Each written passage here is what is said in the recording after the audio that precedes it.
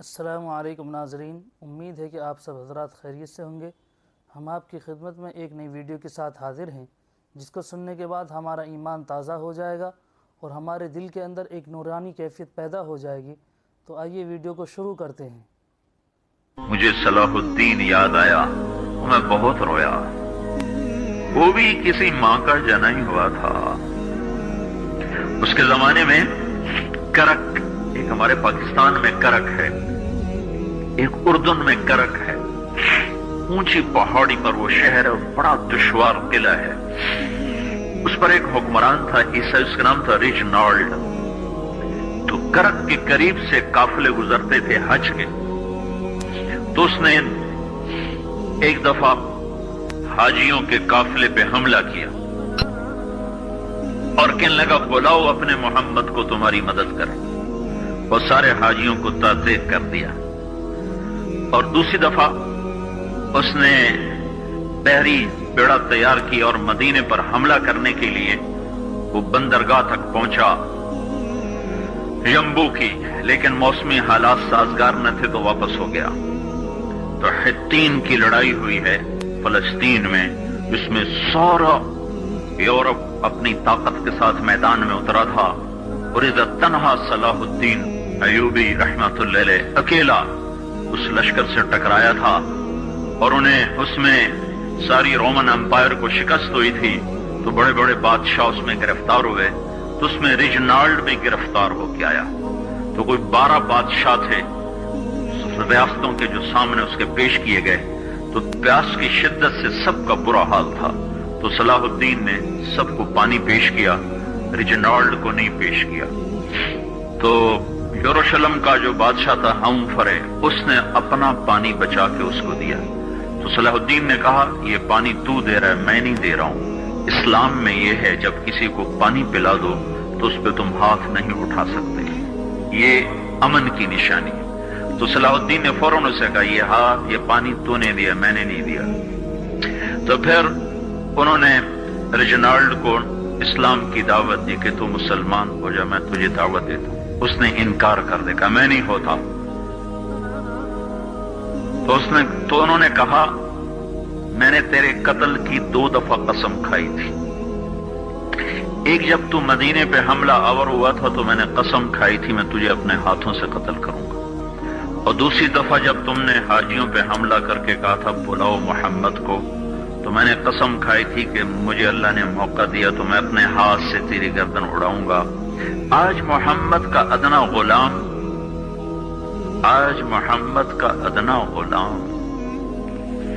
تیری اس بات پر یہ فریضہ ادا کرنے کے لیے آ رہا ہے، اور اپنی تلوار سے اس کی گردن اڑائی، وہ پیچھے لٹک گئی، پوری نہیں اڑی، پیچھے لٹک گئی۔ خوفناک منظر بن گیا۔ تو سارے بادشاہوں پہ کب کبھی داری ہو گئی۔ تو صلاح الدین فرمانے لگے ہمارے مذہب میں یہ نہیں ہے، بادشاہوں کے ساتھ ہم بادشاہوں جیسا ہی سلوک کرتے ہیں، پر یہ حدود سے آگے چلا گیا تھا۔ اب مجھے یہ قصہ بھولا ہوا تھا، مجھے انہی حادثوں میں، انہی ہنگاموں میں وہ یاد آیا، تو بعد تنہائیوں میں بیٹھ کے بے بسی کے آنسو بہ جاتے ہیں، اور اس کے سوا کوئی چارہ نہیں ہے۔ ہماری ساری نسل موسیقی میں ڈوب چکی ہے۔ جو بدن سرتال پہ تھرکتے ہوں، جو بدن موسیقی کے اوپر ہلتے ہوں، رقص میں آتے ہوں، ان پہ کانٹے ہی اگیں گے، ان پہ صلاح الدین کا پھول نہیں اگ سکتا، ان میں محمد بن قاسم کے پھول نہیں اگ سکتے۔ پانچ ہو گئی ہے ہماری نسل، اور یہ یورپ کا سحر ہے جو چل گیا ہے۔ ہماری بے بسی ہے، ہماری بے بسی ہے۔ میں تو بس منت ہی کروں گا، اپنے آپ کو پہچانو، اپنی ہستی حیثیت کو پہچانو، اپنی نسبت بدلو۔ تمہاری نسبت یورپ کے ساتھ ہو کے اگر موت آئی بے قیمت ہو جائیں گے۔ اگر مدینے والے کی نسبت مل گئی تو حضرت فاطمہ کے دائیں بائیں تمہیں بھی کھڑا کر دیا جائے گا، حضرت خدیجہ کے دائیں بائیں تمہیں بھی کھڑا کر دیا جائے گا۔ یہ چند دن ہیں، صبر کر لو، گھٹ گھٹ کے مر جانا ہی بیٹیوں کی روایت ہے۔ مشرق کی بیٹی، اس نے گھٹ گھٹ کے مرنا ہی سیکھا ہے۔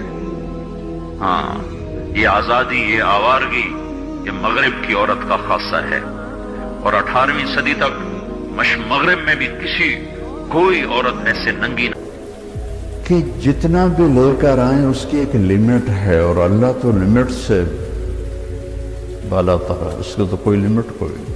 ये वाहिद सफ़र है अल्लाह की तलाश का, जिसकी कशिश ख़त्म नहीं होती, क्योंकि जितना अल्लाह की तरफ बढ़ता है उतना अपने आप को अधूरा महसूस करता है। जैसे कोई आदमी सहरा में सफ़र कर रहा हो तो कोई रेफरेंस ना हो, तो वो जितना भी सफ़र करता है वो कहता पता नहीं मैं किधर हूँ, मैं कहाँ पहुँचा हूँ, कुछ पता कोई नहीं। एक छोटे से सहरा में बग़ैर रेफरेंस के वो बिल्कुल ऐसे हो जाता है। तो अल्लाह की ज़ात को किस तरह कोई बयान करे और कैसे कोई बयान करे, जब वो उसकी तरफ बढ़ता है तो करोड़ों साल की ज़िंदगी के बाद भी कहता मैं तो अभी एक कदम भी नहीं चला। अब ये अल्लाह 11 कस्में उठाए तो आपका क्या ख्याल है? 11 कस्में, 10 और 1 11 कस्में इस पे उठाए कि कामयाब कौन है, नाकाम कौन है,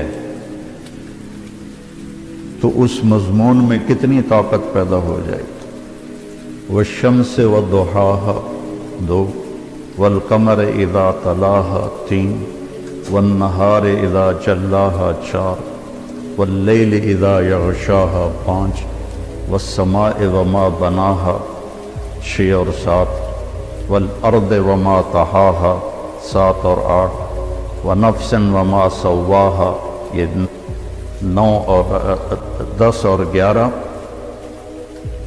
फ़अल्हमहा फ़ुजूरहा व तक़वाहा क़द अफ़लह मन ज़क्काहा व क़द ख़ाब मन दस्साहा। मेरे बंदे मुझे सूरज व शम्स, सूरज की कसम और सूरज की रोशनी की कसम 2, मुझे चाँद की कसम वल क़मर इज़ा तलाहा, मुझे दिन की कसम इज़ा जल्लाहा, मुझे रात की कसम इज़ा यग़शाहा, मुझे आसमान की कसम और आसमान के रब की कसम, यहाँ अपने आप को लेकर आए, मुझे ज़मीन की कसम और ज़मीन के रब की कसम, मुझे तेरी जान की कसम, तेरी जान के बनाने वाले रब की कसम। ये 11 कस्मों के बाद कहता है अपने आप को ठीक कर ले तो तू कामयाब है, और अपने आप को तूने गफलत में डाल दिया तो तू नाकाम है। तेरी कामयाबी भी तेरे अंदर है और तेरी नाकामी भी तेरे अंदर है, बाहर से इसका ताल्लुक ही कोई नहीं है। हमारी वहाँ की सराइकी का शेर है, दिल दरिया समंदरों डूबे कौन दिलां दियां जाने हो, विचे बेड़े विचे झेड़े विचे वंज मोहाने हो, कि सारी कामयाबियां नाकामियां तुम्हारे अंदर हैं, बाहर कुछ भी नहीं है। 11 कस्में अल्लाह उठाए। इसका स्केच मुझे यूं नजर आता है कि अल्लाह कहता मेरा बंदा वशम्स वद्दुहाहा, मुझे सूरज और उसकी रोशनी की कसम, कामयाबी तेरे अंदर है, नाकामी तेरे अंदर है, मानते हो? कहता दिल नहीं मानता।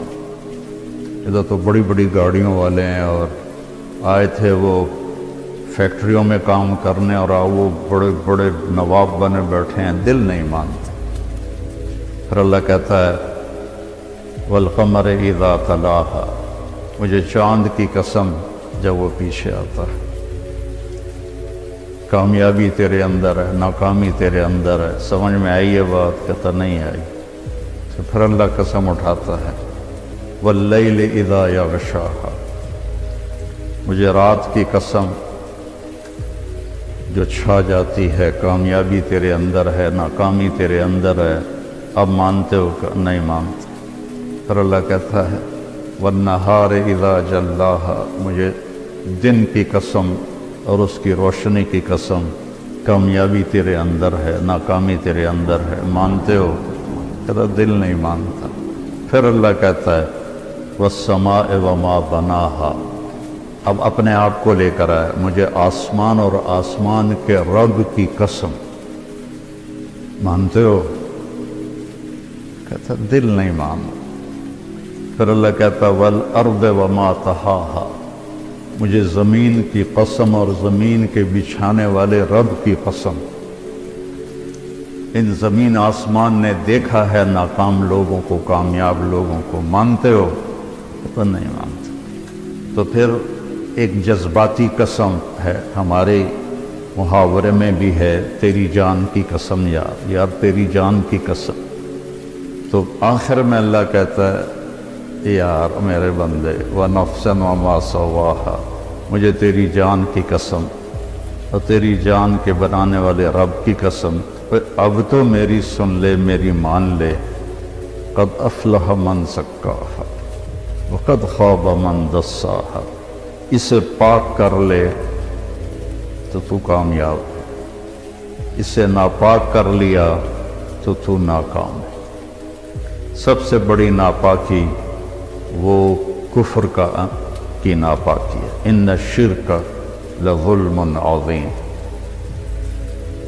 والکافرون هم الظالمون، اللہ کا انکار کرنے والے وہ سب سے بڑے ظالم ہیں.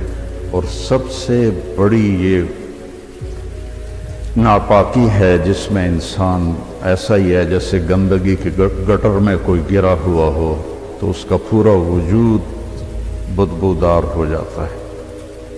اور قد افلح من زکاہا، اور جو اس کو پاک کرتا ہے.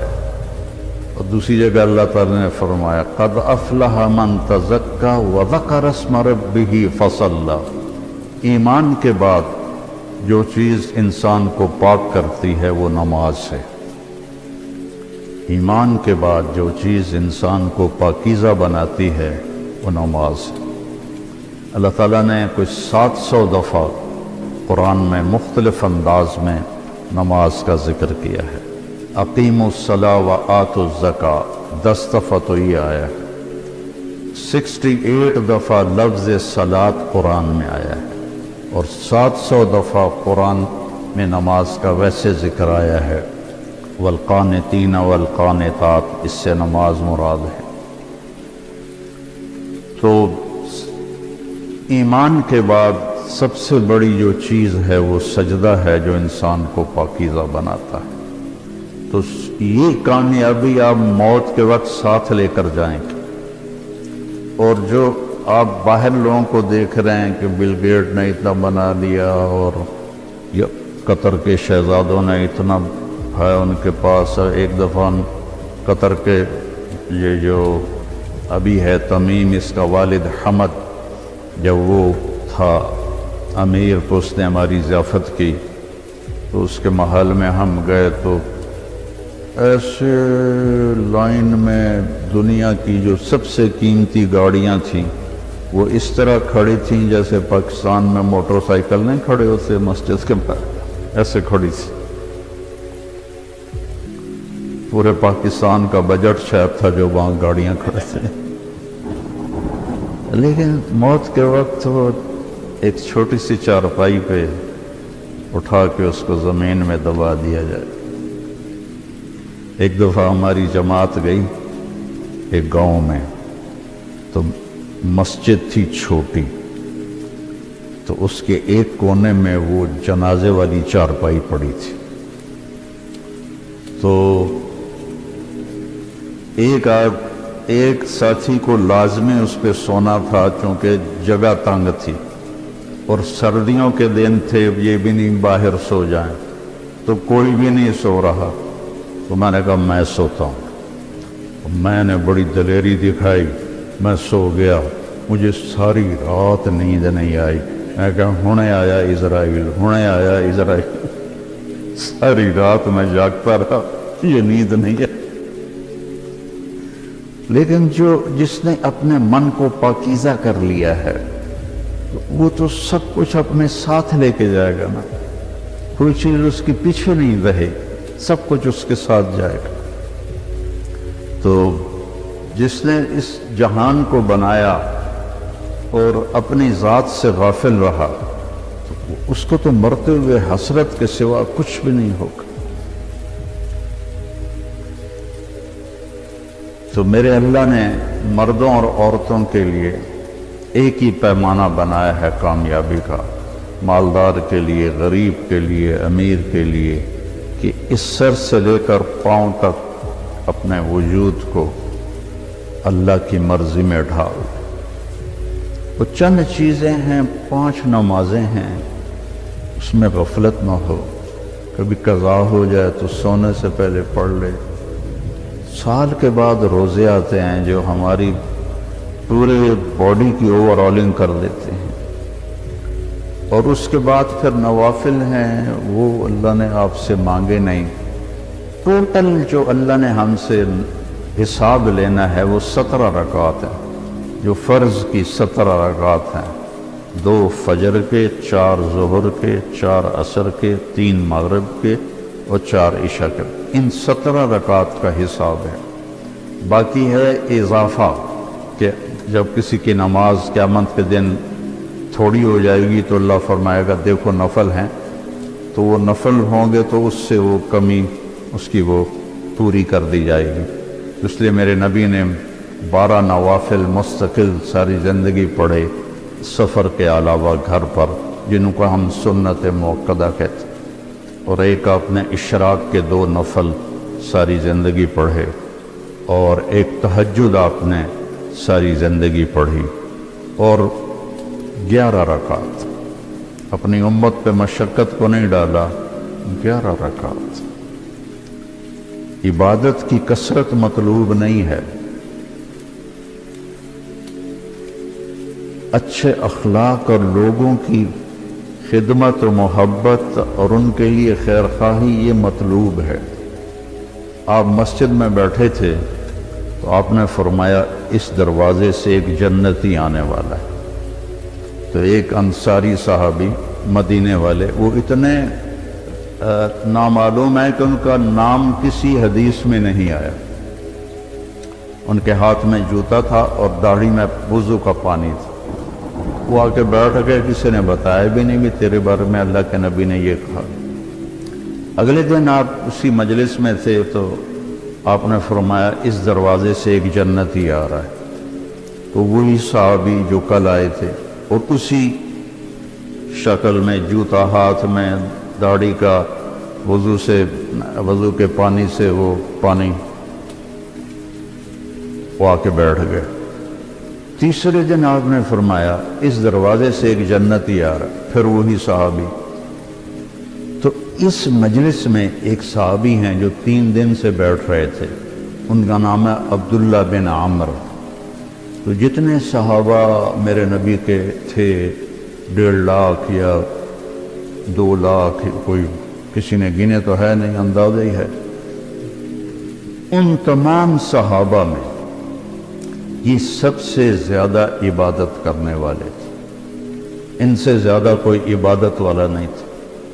ساری رات تہجد پڑھتے تھے، سارا دن روزہ رکھتے تھے، اور 24 گھنٹے میں ایک قرآن ختم کرتے تھے۔ یہ کسی میں طاقت نہیں تھی۔ ان کے باپ نے شادی کی تو بیگم سے کہنے لگے میں 2 نفل پڑھ لوں، اور نماز کی نیت باندھی، اور چل سو چل کئی گھنٹے گزر گئے، تو اس کی بیگم نے کہا اس کو تو لگتا ہے میرا خیال ہی کوئی نہیں۔ اس نے بھی وضو کیا اور اس نے بھی پیچھے نماز کی نیت باندھ لی۔ تو جب صبح فجر کے بعد باپ نے پوچھا عمر بن عاص رضی اللہ عنہ، بیٹا رات کیسے گزری؟ کہا جی الحمدللہ نفلوں میں گزری، کو تیرا ستیہ ناس ہو، میں نے تیری شادی اس لیے کی تھی کہ تیری رات نفلوں میں گزرے۔ جا کے اللہ کے نبی کو شکایت کی انہوں نے کہ اس کا یہ حال ہے۔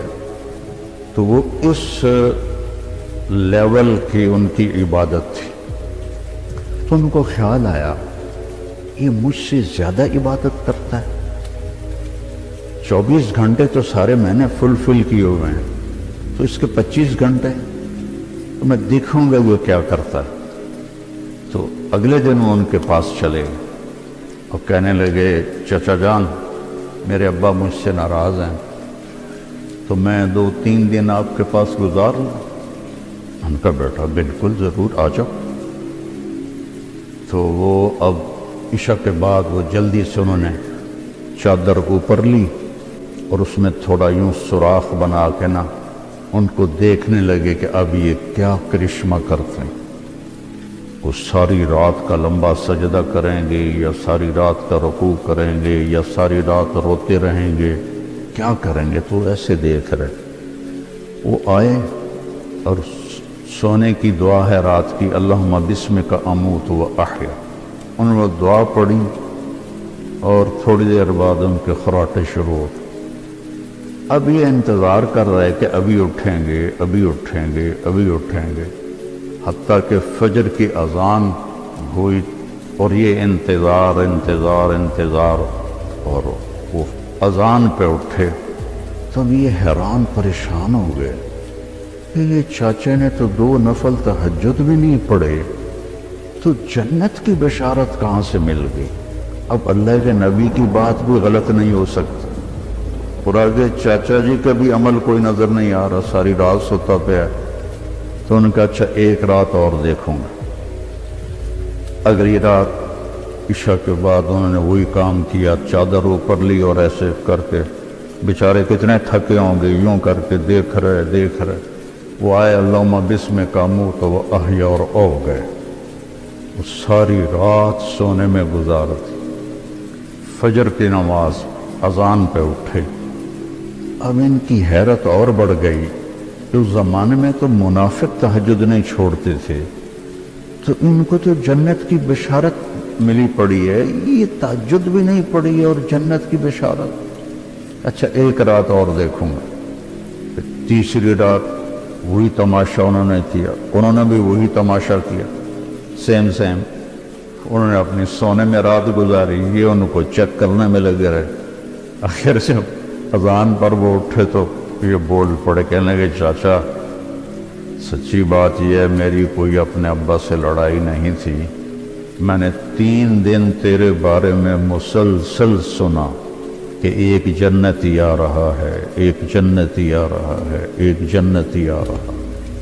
اللہ کے نبی نے تیرے بارے میں فرمایا، تو میں دیکھنے آیا تھا کہ آپ کیا کرتے ہیں، تو آپ تو ساری رات سوتے رہتے ہیں، تو یہ کیا چکر ہے؟ اللہ کے نبی کی بات بھی غلط نہیں ہو سکتی، وہ تیرے پاس پلے بھی کچھ نہیں ہے، جس کو وہ سمجھ رہے تھے کہ کچھ بندگی عبادت۔ کہنے لگے بھتیجے یہی ہے جو تو نے دیکھا ہے، اور میرے پاس کچھ بھی نہیں۔ تو وہ نہ بوجھل قدموں سے واپس، چونکہ وہ 2 چیزوں کو آپس میں جوڑ بٹھانا ان کو نظر نہیں آ رہا کہ ادھر جنت کی بشارت ہے، ادھر ساری رات کا سونا ہے۔ جب میں نے پہلے بتایا کہ اس زمانے میں تو منافق تہجد نہیں چھوڑتے تھے کہ پتہ نہ چل جائے، تو یہ ساری رات سو کے یہ کیسے جنت کیسے مل گئی؟ جب وہ دروازے تک پہنچے نا تو کہنے کہ بھتیجے ادھر آؤ، تو میں اندر کی بات بتاؤں۔ تو انہوں نے کہا یہ بتائیں۔ تو کہنے لگے یہ جو دل ہے نا، اس میں کسی کی نفرت کوئی نہیں، اس دل میں کسی کی نفرت کوئی نہیں، اور مجھے کسی سے حسد کوئی نہیں ہے۔ اللہ جب کسی کو کوئی نعمت دیتا ہے تو مجھے کبھی حسد نہیں ہوا، اور اس زبان سے میں نے کبھی کسی کو تکلیف نہیں پہنچائی۔ تو وہ ایسے کھڑے تھے نا، تو ان کا جو حدیث میں تو یہ ایکشن نہیں ہے، لیکن تھوڑا عربی سے مناسبت کی وجہ سے جو ان کا جو باڈی ریئیکشن ہوا وہ میں آپ کو دکھانا چاہتا ہوں۔ تو وہ کہنے لگے ہوا ہوا، اچھلے اگو یہ پھٹا تھوڑا نہیں کہ میں ڈہ نہ پاؤں، کہنے لگے ہوا ہوا، کہنے یہی ہے یہی ہے اور آگے کہنے لگے یہ ہمارے بس میں نہیں ہے۔ تو اللہ کے بندوں سے دل صاف رکھنا۔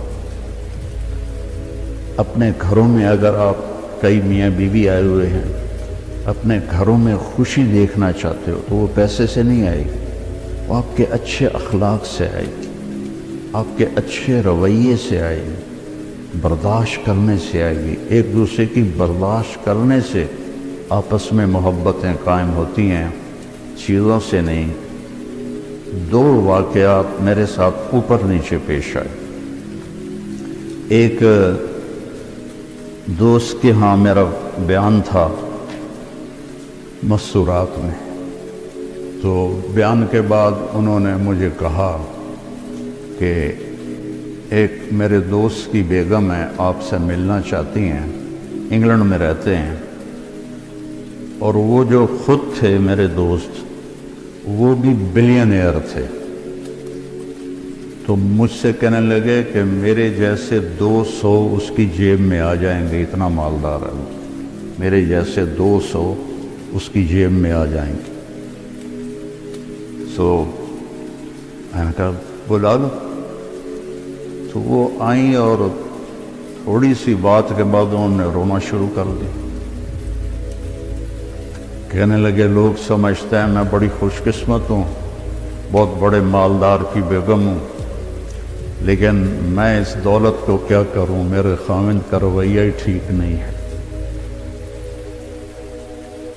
لوگ میری گاڑی دیکھتے ہیں، میرے کپڑے دیکھتے ہیں، لیکن میرا دل تو اللہ ہی دیکھتا ہے اور تو کوئی نہیں دیکھتا۔ میرے خاوند کا جو سرد رویہ ہے اس نے میری زندگی حرام کر دی۔ چند دن کے بعد میں کراچی جا رہا تھا تو مجھے دیکھ کر ایک نوجوان میرے پاس آ گیا، کہنے لگا مولانا آپ سے ایک بات کروں کہ اللہ نے مجھے سب کچھ دیا ہے، دولت بھی ہے، عزت بھی ہے، سب کچھ ہے، لیکن میں اپنی بیوی سے اتنا تنگ ہوں، اگر میرے بچے نہ ہوتے تو میں اس کو طلاق دے دیتا۔ اس کی زبان 30 فٹ لمبی ہے۔ میں کیا رکھ دی کتنے 30 فٹ جڑے تو اس کی زبان 30 فٹ لمبی ہے۔ تو یہ دو تصویر کے رخ ہیں، ایک خامند کی بد اخلاقی سے عورت رو رہی ہے، اور ایک جگہ عورت کی بد اخلاقی سے خامند رو رہا، اور وہ کہہ رہا ہے بچے نہ ہوتے تو میں طلاق دے دیتا۔ تو اپنے گھروں میں اگر آپ خوشی دیکھنا چاہتے ہیں تو اپنی زبان کا بول میٹھا کریں اور ایک دوسرے کی برداشت کرنا سیکھیں۔ میرے نبی کا فرمان ہے سب سے بہترین گھونٹ اور سب سے میٹھا گھونٹ جو انسان پیتا ہے وہ غصے کا گھونٹ ہے جس کو وہ پی لیتا ہے۔ اچھا، غصے کو پینے سے کیوں تشبیہ دی؟ برداشت کرنا نہیں کہا، پینے سے۔ کہ عرب میں پانی کوئی نہیں، اور پانی کے پیچھے 3 دن کا سفر کر کے وہ مشکیزوں میں پانی بھر کے لاتے ہیں، تو پانی کی حفاظت وہ اپنی جان سے بھی زیادہ کرتے ہیں۔ تو ایک گھونٹ کے لیے بھی وہ ترستے ہیں۔ تو میرے نبی نے تشبیہ دی وہ غصے کے برداشت کرنے کو پانی سے، کیونکہ پانی کا گھونٹ اگر مل جائے تو زندگی بچے گی نہ کہ بچے گی، کہ غصے کو پی جاؤ تو تمہاری گھر کی ساری زندگی خوبصورت ہو جائے گی، بچ جائے گی۔ اور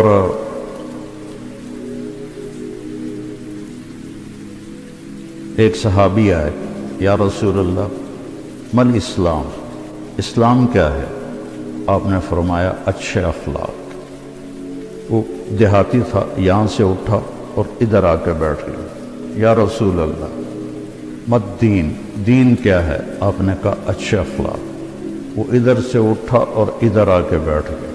یا رسول اللہ دین کیا ہے؟ آپ نے کہا اچھے اخلاق۔ وہ ادھر سے اٹھ کے پیچھے جا بیٹھا، یا رسول اللہ دین کیا ہے؟ اور ہمارے نبی کی عادت تھی جب آپ کو کوئی متوجہ کرتا تھا تو آپ ایسے نہیں ہوتے تھے۔ مثلا ادھر یہ عبدالوہاب بیٹھا ہوا ہے، یہ مجھے کہے مولانا تو میں اتنا ہی کروں گا جی، لیکن ہمارے نبی کی عادت تھی جب آپ کو کوئی بلاتا تھا ادھر سے تو آپ پہلے یوں ہوتے تھے، اس کو اپنا سینہ دیتے تھے، پھر کہتے تھے جی فرمائیے۔ کوئی ادھر سے بلاتا تھا تب ایسے نہیں کرتے تھے، بلکہ آپ پورا اس کی طرف مڑتے تھے اور پھر کہتے تھے جی فرمائیے۔ تو اس نے ہمارے نبی کو چاروں طرف گھما دیا، آگے بھی، دائیں بھی، بائیں بھی، پیچھے بھی۔ کہنے لگا یا رسول اللہ دین کیا ہے؟ ہم نے کہا بھائی کب سمجھے گا، دین یہ ہے کہ غصہ نہ کیا کر۔ آپ نے آخر میں فرمایا دین یہ ہے کہ غصہ نہ کیا کر۔ اب غصہ تو ہر انسان مرد عورت کو آتا ہے، مطلب یہ ہے کہ جب آئے تو اس سے روک لیا۔ غصے میں صحیح بولنا انسان کے بس میں نہیں، صرف انبیاء کو یہ طاقت ہے کہ وہ غصے میں بھی صحیح بولتے ہیں۔ تو اس لیے جب غصہ آئے تو خاموش ہو جاؤ، جب وہ لہر گزر جائے پھر اپنا گلہ شکوہ جس سے بھی کرنا ہے کرو، لیکن غصے کی حالت میں بڑے سے بڑا ولی بھی وہ ضرور دائیں بائیں ہو جاتا کہ انسان، اس لیے غصہ عقل کو کھا جاتا ہے۔ تو اپنے گھروں کو خوبصورت بنانا ہے تو امریکہ جانے سے نہیں خوبصورت ہوں گے، وہ آپ کے اچھے رویوں سے اپنے دل کو نفرت سے پاک کریں، اپنی زبان کو غلط بول سے پاک کریں، کسی کی دل آزاری نہ ہو، کسی کا کوئی یہ نہ کہے کہ میری بےزتی ہو گئی اور میرے ساتھ اچھا نہیں کیا۔ یہ بعد میں حضرت لقمان علیہ السلام فرماتے تھے کہ میں چپ رہنے پہ کبھی نہیں پچھتایا، میں جب بھی پچھتایا اپنے بول پہ پچھتایا۔ یہ کتنے نوجوان پوچھتے ہیں جی وہ غصے میں جی میں نے طلاق دے دیا اب کیا ہوگا؟ تو میں نے کہا اب تو نے خود ہی کام دکھا دیا ہے تو میں کیا کروں؟ تو کہا جی بس وہ غصے میں ہو گیا، اس لیے میں کہتا ہوں غصے میں چھپ کر جاؤ۔ ویسے ہمارے ہاں تو ہر قسم کا سودا بکتا ہے۔ ایک صحیح واقعہ سنا رہا ہوں۔ ایک نوجوان آیا مولوی صاحب کے پاس، جی میں نے بیوی کو 3 طلاق دے دی ہے تو کیا مسئلہ ہے؟ ان کا وہ ختم ہو گیا کام موجاں کر۔ اس نے کہا جی کوئی میرے واسطے رستہ کر دو، تو کوئی رستہ نہیں۔ تو اس نے جیب سے ایک موٹا سا لفافہ نکالا اور ان کے مسلح کے نیچے رکھ دیا کہ مولانا صاحب کوئی رستہ کر دو۔ کہنے لگے چلو سوچنے ہیں کی آخیا سی تو کہ جی میں آخیا سی 3 طلاق، کہ الحمدللہ نہیں ہوئی۔ کہا اچھا جو کہ میں کہا تو چھوٹے کاف نہ آخیا 3 طلاق، وہ وڈے کاف نہ لاؤندا 3 طلاق، تو طلاق نہیں آخیا لہذا تیری طلاق نہیں ہوئی۔ تو ایک بڑے مولوی صاحب کو پتہ چلا تو انہوں نے کہا پھر تو نکاح بھی نہیں ہوا، کہ اس نے کہا تھا قبول، اسے کہنا تھا قبول۔ تو اپنے گھروں کو آباد رکھنا ہے نا تو اپنے اخلاق اچھے کرو، اپنا بول میٹھا کرو، برداشت کرنا سیکھو، اپنے بچوں کو سکھاؤ، چونکہ وہاں کی لائف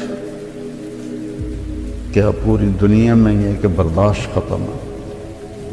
تھوڑی تھوڑی باتوں پہ طلاق ہو رہی ہے، تھوڑی تھوڑی باتوں پہ لڑائیاں ہو رہی ہیں۔ تو اپنے خاص طور پر اپنی بچیوں کو صبر کرنا سکھاؤ، انہیں سمجھاؤ کہ انڈیا پاکستان کے لوگ جہاں بھی آئیں نا ان کا سسرالی معاشرہ کوئی اچھا نہیں ہے، ان کی عادتیں تبدیل نہیں ہوئیں، وہ جہاں بھی گئے۔ تو اپنی بیٹیوں کو اپنے بچوں کو سمجھاؤ کہ کسی کی بیٹی کو ساتھ لے کے چلنا ہے تو کیسے چلنا ہے۔ ہم ان کی تعلیم دیکھتے ہیں، یہ کر لیا وہ کر لیا، پی ایچ ڈی کر لی، اب کاروبار سنبھال لیا، اب اس کی شادی کر لو، لیکن یہ کیا کسی کی بیٹی کو عزت دے سکتا ہے؟ ایک حدیث میں آتا ہے اللہ کے نبی نے فرمایا کہ میرے مدینے کے صحابہ بہت اچھے لوگ ہیں۔ کس بات پہ؟ جہاد کرتے ہیں، تہجد پڑھتے ہیں، روزے رکھتے ہیں، نہیں کہ یہ بڑے اچھے لوگ ہیں، جب کسی کی بیٹی کو شادی کر کے لاتے ہیں تو اسے محسوس نہیں ہونے دیتے کہ ماں باپ کے گھر میں ہے یا سسرال کے گھر میں، اتنی عزت دیتی۔ باقی اونچ نیچ تو ہر جگہ ہو جاتی، چونکہ یہ جنت تو ہے نہیں۔ ایک دفعہ آپ تشریف لائے حضرت فاطمہ کے گھر تو وہ اداس بیٹھی تھی، تو آپ نے فرمایا کیا ہوا، اداس کیوں ہو؟ کہا جی میرا اور علی کا جھگڑا ہو گیا۔ اب یہ اتنا بڑا جوڑا ہے کہ نبیوں کے بعد اس سے بڑا جوڑا تو دنیا میں کوئی نہیں ہے۔ ابن عباس کی روایت ہے جنت میں نور کی ایک چمک اٹھے تو جنتی پوچھیں گے یہ نور کیسا ہے، تو فرشتے انہیں کہیں گے کہ اوپر جنت الفردوس میں علی و فاطمہ کسی بات پہ مسکرائے ہیں، ان کے دانتوں سے جو نور نکلا ہے اس نے جنت کو روشن کر دیا ہے۔ تو آپ نے کہا علی کدھر ہے؟ کہا جی باہر نکل گئے۔ تو اب ہمارا ہندی معاشرہ ہے کہ میں تو سسر ہوں، لڑکی والا، میں کیوں اپنے داماد کے پیچھے جاؤں؟ لیکن آپ نے کسی کو نہیں بھیجا، خود گئے تلاش کر، دیکھا تو وہ مسجد میں لیٹے ہوئے تھے اور وہ کپڑا ہٹ گیا تھا تو مسجد کی مٹی ان کے کمر پہ لگی ہوئی تھی۔ تو آپ نے کہا ابو تراب اٹھو۔ تو حضرت علی فرمایا کرتے تھے ساری دنیا کی دولت مل جانے سے مجھے اس لفظ کی زیادہ خوشی ہے اور رہے گی کہ میرے نبی نے اظہار محبت کیا۔ یہ اظہار محبت کے لیے ہوتا ہے۔ ابو تراب اٹھو، ان کو لے کر آئے اور آ کر زمین پر لیٹ گئے۔ ادھر علی کو لٹا لیا، ادھر فاطمہ۔ حضرت علی کا ہاتھ یہاں رکھا، حضرت فاطمہ کا ہاتھ پکڑ کے یہاں رکھا، اس کے اوپر اپنا ہاتھ رکھا اور فرمایا بولو بھائی ہماری صلح ہو گئی۔ تو دونوں نے کہا ہماری صلح ہو گئی۔ نہ علی سے پوچھا کیا بات ہوئی، نہ فاطمہ سے پوچھا کیا بات ہوئی۔ جو یہ پوچھتے ہیں نا وہ اور لڑا کے آ جاتے۔ تو آپ نے دونوں سے نہیں پوچھا کہ کیا ہوا، یہ علی کا ہاتھ، یہ فاطمہ کا ہاتھ، یہ اپنا ہاتھ، بولو بھئی ہماری صلح ہوگی۔ کہا جی آپ دونوں نے کہا ہماری صلح ہوگی۔ آپ باہر نکلے تو بڑا چہرہ چمک رہا، تو صحابہ نے کہا یا رسول اللہ آپ بڑے خوش نظر آ رہے ہیں۔ فرمایا میں علی و فاطمہ کی صلح کروا گیا۔ تو اس طرح تو ہر گھر میں ہو جاتا ہے، لیکن ایک مستقل مزاج ہی ایسا بنا لیا جائے، سختی سے بولنا، طنز کرنا، ٹوکنا، یہ چیزیں محبت کو ختم کر دیتی۔ میرے نبی نے 11 شادیاں کی صرف ہمیں زندگی سمجھانے کے لیے۔ شادیوں کا شوق ہوتا تو 25 سال کا نوجوان 40 سال کی عورت سے شادی نہ کرتا، جن کے ایک منگنی ٹوٹی ورقہ بن نوفل سے، اور ایک سے بیوہ ہوئیں ابو حالہ سے، اور ایک سے بھی دوسرے سے بیوہ ہوئیں ابن عابد سے، اور دونوں سے اولاد ہوئی۔ اور آپ 25 سال کے دنیا کے حسین ترین نوجوان اور 40 سال کی عورت سے آپ جو 2 دفعہ بیوہ ہو چکی ہے اس کے ساتھ آپ نے شادی کی، اور زندگی کے 25 سال اس ایک عورت کے ساتھ گزار دی۔ جب 50 سال کی عمر ہوئی تو 10 شادیاں کی۔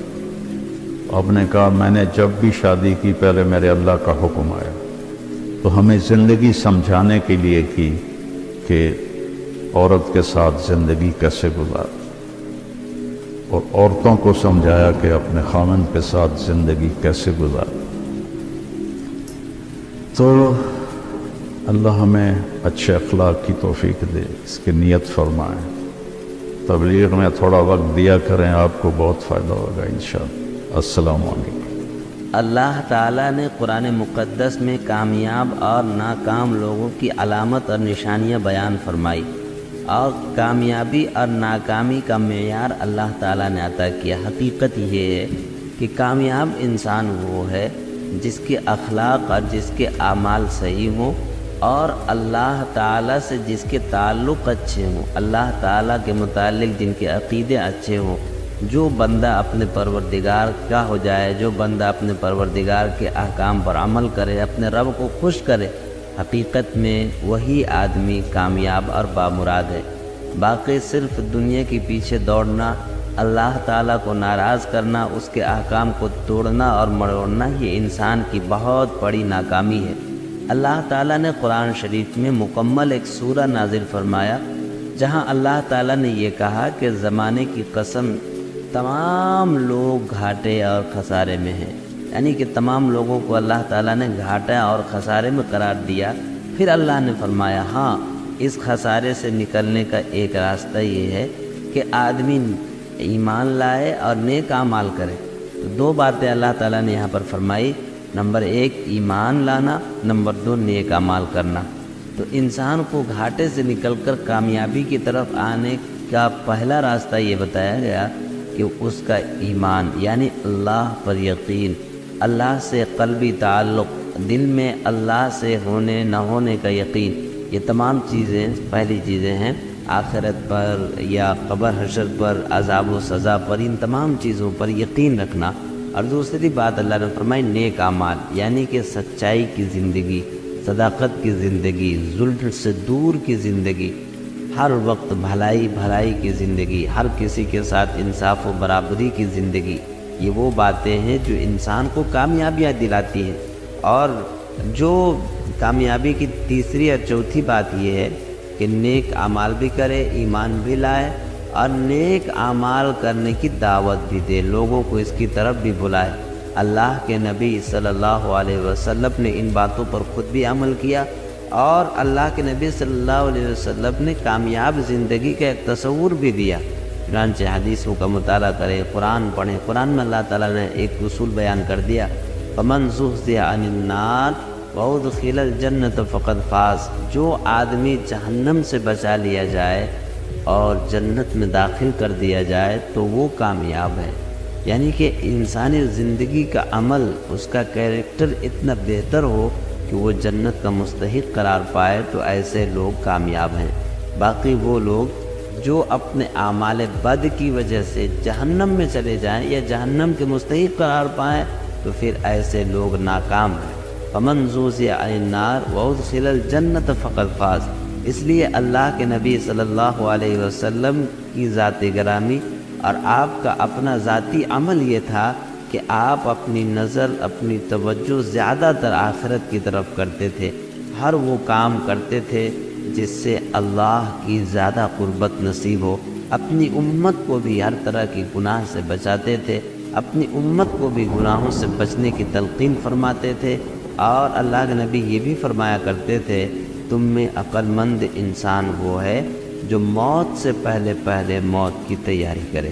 ایک مرتبہ ایک صحابی حاضر خدمت ہوئے اور کہنے لگے کہ یا رسول اللہ، قیامت کب آئے گی؟ اللہ کے نبی صلی اللہ علیہ وسلم نے اس پوچھنے والے سے کہا کہ تم نے قیامت کے لیے کیا تیاری کر رکھی ہے؟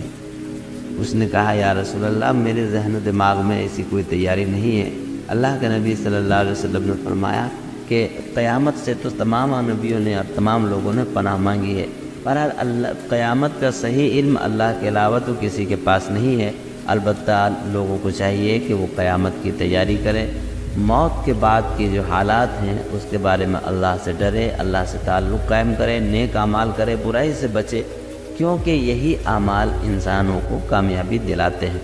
ساتھ ہی ساتھ یہ بات بھی ہے کہ زندگی کا ایک اصول بھی ہے کہ جو لوگ اچھے ہوتے ہیں جو لوگ نیک دل ہوتے ہیں ان کو دنیا میں بھی کامیابی ملتی ہے، آخرت میں بھی کامیابی ملتی ہے۔ چنانچہ جن لوگوں کے دل میں اللہ کا ڈر ہوتا ہے، نیک کام کرنے کی سوچ ہوتی ہے، وہ صحیح بات اپنے دل میں رکھتے ہیں، تو ایسے لوگوں کے بارے میں انسانوں کے دلوں میں اللہ تعالی محبت پیدا کر دیتا ہے۔ چنانچہ نیک لوگوں کے بارے میں عرش میں یہ فیصلہ ہوتا ہے، فرشتے کہتے ہیں کہ اللہ تعالیٰ سب سے پہلے کہتے ہیں کہ میں اس بندے سے محبت کرتا ہوں، فرشتوں سے کہتے ہیں تم بھی اس سے محبت کرو، چنانچہ فرشتے بھی محبت کرتے ہیں۔ اور نیک لوگوں سے جس طرح اللہ اور اس کے فرشتے محبت کرتے ہیں، اسی طرح اللہ تعالیٰ یہ محبت بندوں کے دل میں بھی ڈال دیتا ہے، اور پھر ایسے نیک لوگوں سے بندے بھی محبت کرتے ہیں، اللہ کی مخلوق بھی محبت کرتی ہے، ایک طرح کی چاہت ہوتی ہے، اور زندگی میں سکون ہوتا ہے، بہت ساری پریشانیوں سے دوری ہوتی ہے۔ اس لیے اللہ تعالیٰ سے دعا ہے کہ اللہ تعالیٰ ایک کامیاب زندگی گزارنے کی توفیق عطا فرمائے، اپنی ذات سے ہر طرح کے نفع ہی نفع پہنچانے کی توفیق عطا فرمائے، نقصان سے اللہ تعالیٰ حفاظت فرمائے، غلط راستے سے اللہ تعالیٰ پوری امت مسلمہ کی حفاظت کرے۔